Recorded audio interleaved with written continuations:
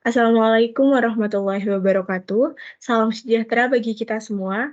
Terima kasih kepada Ibu Etna Fianita selaku dosen pengampu mata kuliah metode numerik yang telah memberikan kami kesempatan untuk mempresentasikan hasil diskusi kami terkait galat. Boleh di-next. Oke, sebelumnya perkenalkan kami dari kelompok 8 dengan anggota Ariela Rahmadavina, Ayub Al-Ansor, Zusunan Muhammad, Indanena Juara Ramadhani, dan Zahra Nisa Fitria Nur Afifah. Adapun untuk overview materi yang akan kita bahas adalah mengenai analisis dan definisi galat, penormalan galat, angka signifikan, sumber utama galat, teknik pembulatan, dan yang terakhir adalah kesalahan.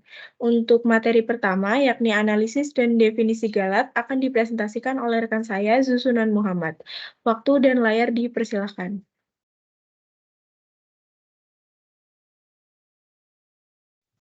Oke, di sini saya akan menjelaskan mengenai analisis dan definisi dari galat. Penyelesaian secara numerik dari suatu persamaan matematis hanya memberikan nilai perkiraan yang mendekati nilai eksak dari penyelesaian analitis. Penyelesaian numerik akan memberikan kesalahan terhadap nilai eksak. Oleh karena itu, menganalisis galat sangat penting di dalam perhitungan yang menggunakan metode numerik karena galat dapat menentukan keakuratan hasil dan mengembangkan kriteria berhenti untuk algoritma berulang. Semakin kecil galatnya, maka akan semakin teliti juga solusi numerik yang didapatkan. Selanjutnya ada definisi galat. Galat atau error adalah selisih yang ditimbulkan antara nilai sebenarnya atau nilai eksak dengan nilai hampirannya atau nilai aproksimasi yang dihasilkan dari metode numerik.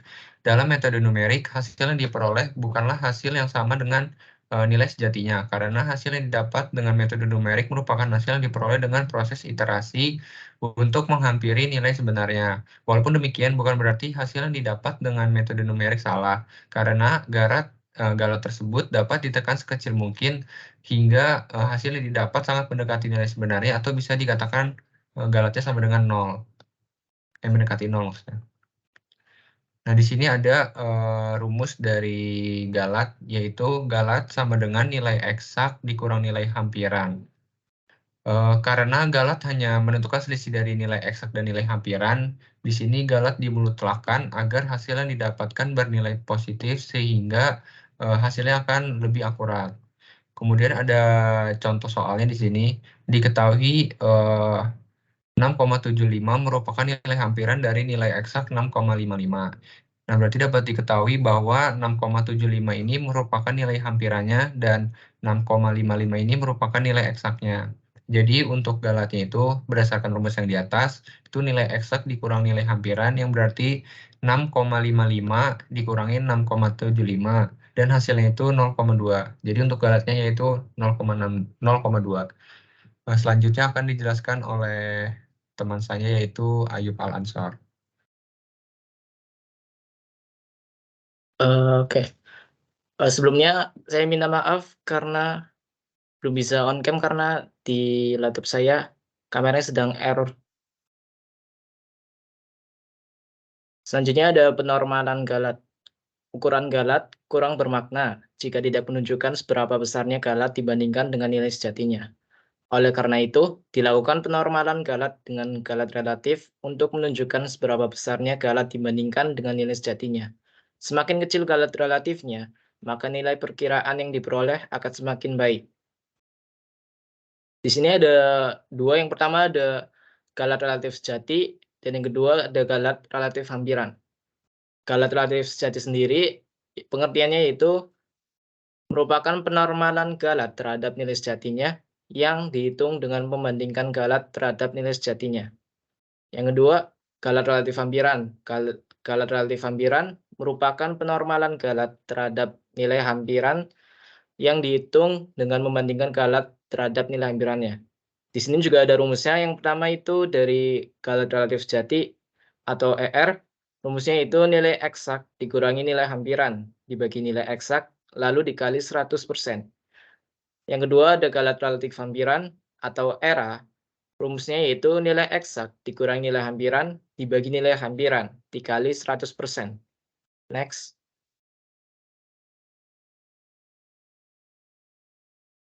Selanjutnya ada contoh. Contohnya itu diketahui 6,75 merupakan nilai hampiran dari nilai eksak 6,5. 6,55. Maka galat relatif sejatinya dan galat relatif hampirannya adalah menurut rumus yang tadi, maka diketahui bahwa galat relatif sejati atau ER sama dengan nilai eksak dikurangi nilai hampiran atau 6,55 dikurangi 6,75 dibagi nilai eksak yaitu 6,55 dikali 100%. Maka hasilnya 0,0305%. Selanjutnya ada galat relatif hampiran atau ERA yang rumusnya nilai eksak dikurangi nilai hampiran dibagi nilai hampiran dikali 100%. Jadi 6,55 dikurangi 6,75 dibagi 6,75 lalu dikali 100% dan hasilnya 0,0296%. Next. Oke, selanjutnya akan dibacakan oleh teman saya, Zara. Baik, di sini saya akan menjelaskan terkait angka signifikan. Definisi dari angka signifikan atau angka benar adalah angka bermakna, angka penting, atau angka yang dapat digunakan dengan pasti. Contoh soalnya, yang pertama yaitu 48,158. Memiliki 5 angka signifikan, yaitu 4, 8, 1, 5, dan 8. Kemudian yang kedua yaitu 0,203. Memiliki 3 angka signifikan, yaitu 203. 0 yang berada di depan koma tidak dihitung sebagai angka signifikan.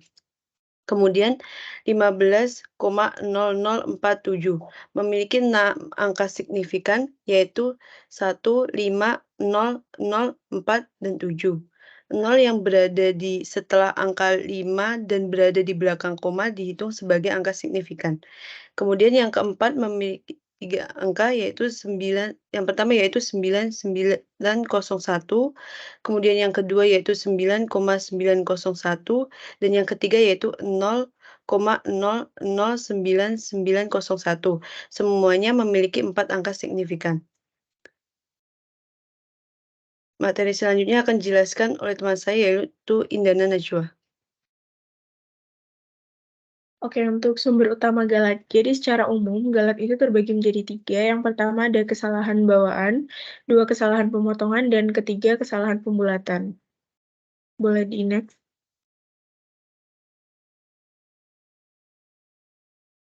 Oke, yang pertama ada kesalahan bawaan. Kesalahan bawaan adalah galat dalam nilai data yang terjadi akibat kekeliruan dalam menyalin data atau salah membaca skala dari data yang diukur. Kesalahan ini sering terjadi karena human error.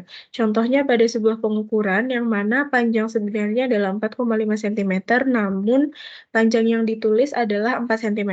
Ini merupakan kekeliruan akibat salah membaca data yang diukur.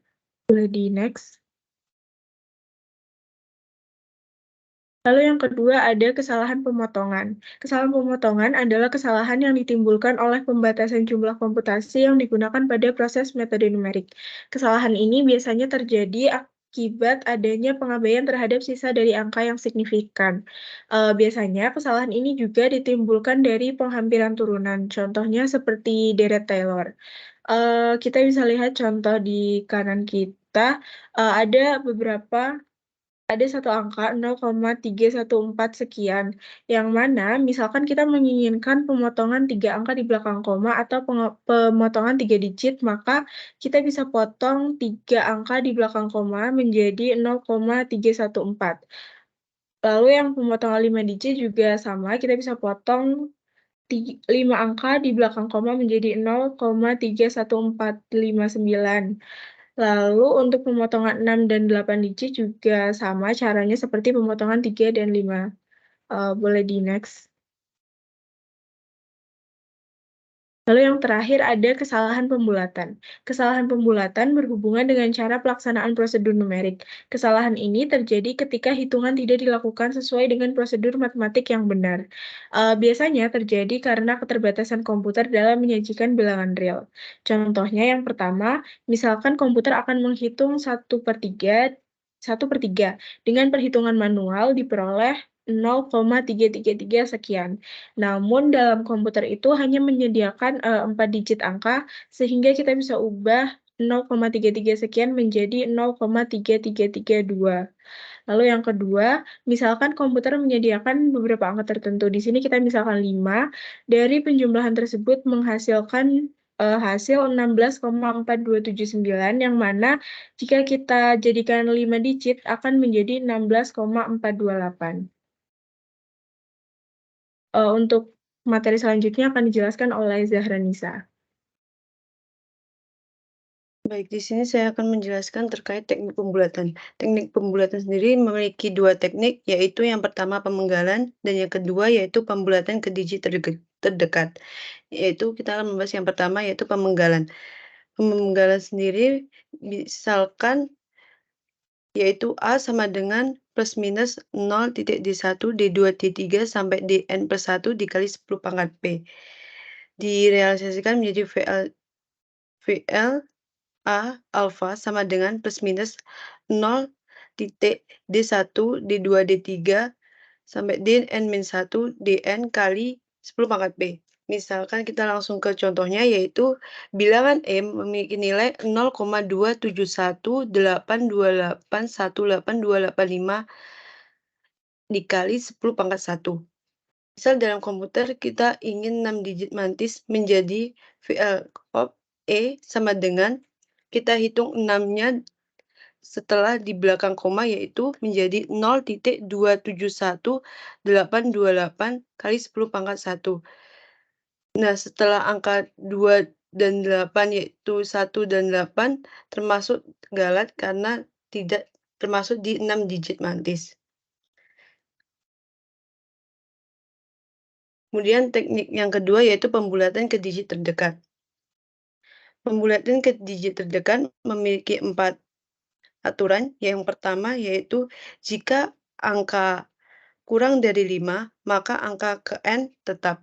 Misalnya, pada bilangan Z yaitu dengan nilai 0,7842156925349 dikali 10 pangkat min 5.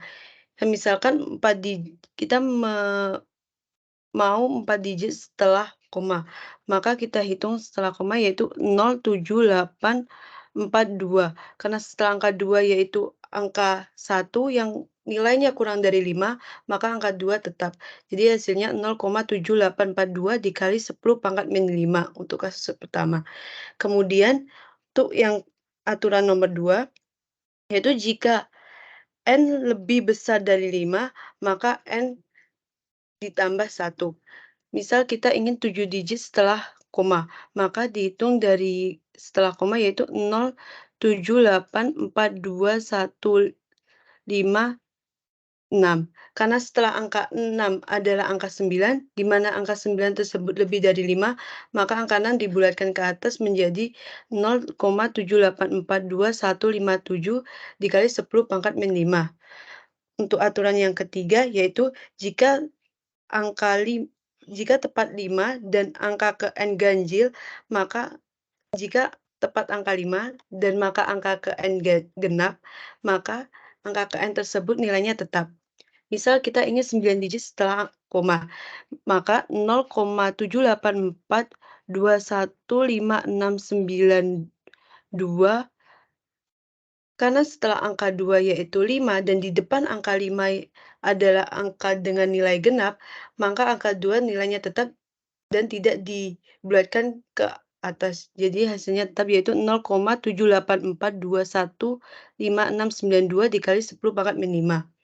Kemudian aturan yang keempat yaitu jika angka N yaitu 5, tepat 5, dan di depan angka 5 yaitu nilainya ganjil, maka dibulatkan ke atas. Misal kita ingin 5 digit setelah koma, 0,78421 karena di depan angka 5 yaitu nilai 1 adalah ganjil, maka nilai 1 dibulatkan ke atas menjadi 2, jadi 0,78422 dikali 10 pangkat min 5. Untuk materi selanjutnya akan dijelaskan teman saya Ardila Rama. Oke, baik. Selanjutnya adalah kesalahan. Mungkin bisa di next.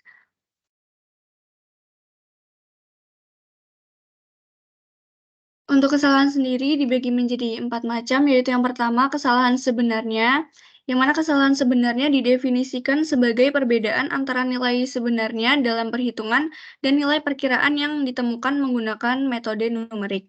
Untuk rumusnya sendiri yaitu nilai sebenarnya dikurangi dengan nilai aproksimasi. Lalu selanjutnya, kesalahan aproksimasi didefinisikan sebagai selisih antara perkiraan saat ini dan perkiraan sebelumnya dengan rumus aproksimasi saat ini dikurangi aproksimasi sebelumnya. Bisa next. Selanjutnya yang ketiga yaitu kesalahan relatif sebenarnya, yaitu sebagai rasio antara kesalahan sebenarnya dengan nilai sebenarnya. Untuk rumusnya sendiri yaitu kesalahan sebenarnya dibagi dengan nilai sebenarnya.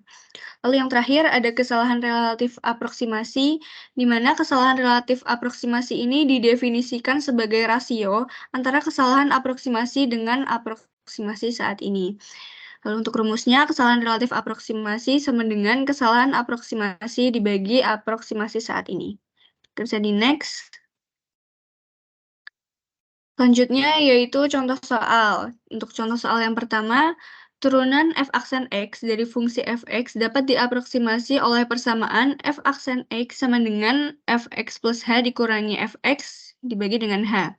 Lalu jika fx sama dengan 2e pangkat 0,2x dan h adalah 0,5, maka cari nilai aproksimasi dari f aksen 2, lalu nilai sebenarnya dari f aksen 2, dan kesalahan sebenarnya dari poin A.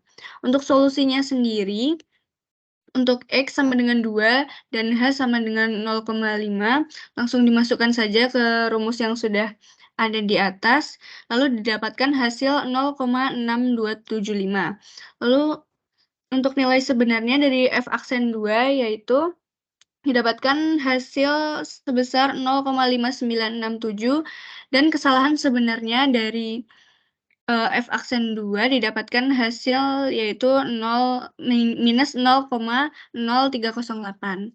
Lalu lanjut untuk contoh soal yang kedua, untuk fx sama dengan 2e pangkat 0,2x dan x sama dengan 2, maka tentukan f aksen 2 dengan h sama dengan 0,5 dan f aksen 2 dengan h sama dengan 0,1.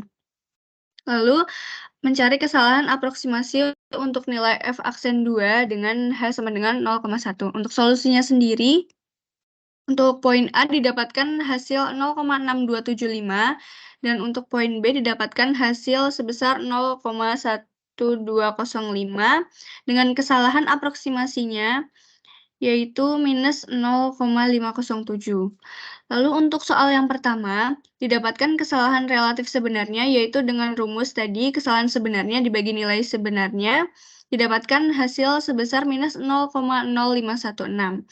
Lalu untuk soal yang kedua, didapatkan kesalahan relatif aproksimasi dengan rumus kesalahan aproksimasi dibagi dengan aproksimasi saat ini, didapatkan hasil minus 4,2074 dan dimutlak menjadi 4,2074. Mungkin cukup sekian, saya kembalikan ke Indana. Terima kasih. Baik, demikian presentasi dari kami. Demikian juga beberapa materi yang telah kami sampaikan. Terima kasih atas perhatiannya. Mohon maaf apabila banyak kurang. Wassalamualaikum warahmatullahi wabarakatuh.